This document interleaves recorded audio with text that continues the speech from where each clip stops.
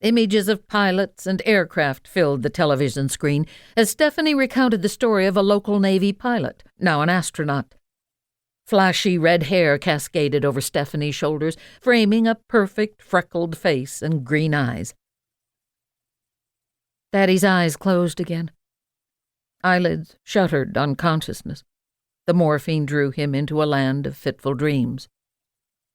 "Please, Jesus, no pain," she prayed in silence. The chill and stiffness of death crept into his frame, her skin to his. She determined to delay his passing as long as possible, using her own warmth, pressing his hands between hers or laying an arm across his chest. As immodest as it might be, she'd even drape herself across Daddy's body to pour her life into his, suffering any embarrassment to regain one more moment as a little girl on his lap, to relive 1 minute beside him on the tractor, to experience one more caress of his rough hands on her face. Daddy roused and coughed yet again, this one a hacking rattle from deep within. Both women sprang to his side, turning him slightly, draining the bottomless well that threatened to drown him. Neither woman grimaced, their nurturing impervious to the squalor of her father's self-inflicted disease. Minutes later he settled back into labored breathing, and Pamela carried away the soiled remains of their latest care. Walking back from the kitchen, she pulled a chair up behind Laura Ann, coaxing her to sit, while the young woman prayed breath into failing lungs. "Treasure every moment, dear. It won't be long." Laura Ann nodded.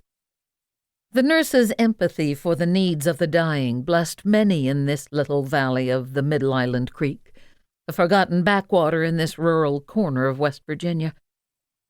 The wife of a local pastor, Pamela Culpepper ministered to those on the threshold of the next life, while her husband shepherded the rest. "Christmas?" Laura Ann asked, her wet eyes pleading. She wiped at salty cheeks with a forearm, unable to let go of her father lest he slip away for good.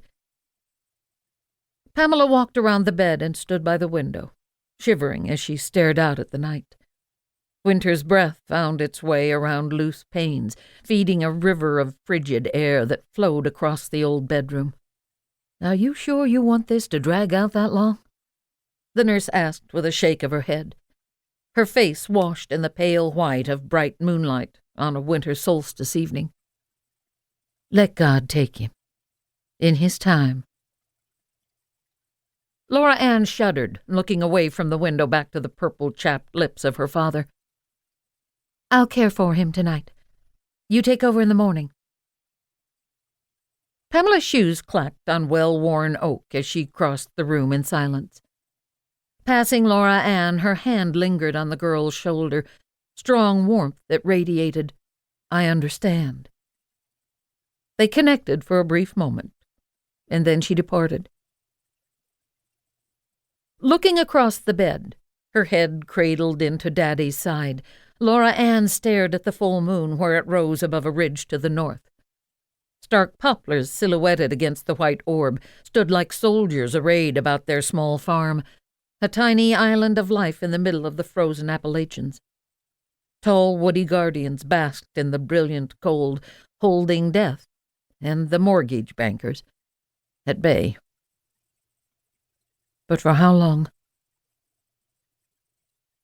"I'm sorry, Daddy," Laura Ann cried, her tears wetting her father's bony hand where it lay under her face on the bedside. "For so many things. I've done something you wouldn't approve of, but I did it for a good reason. I need you." She wiped his skin dry with shoulder-length brown hair, never moving her head from its place atop his wrist. "I know you want to go. Please forgive me for holding you back."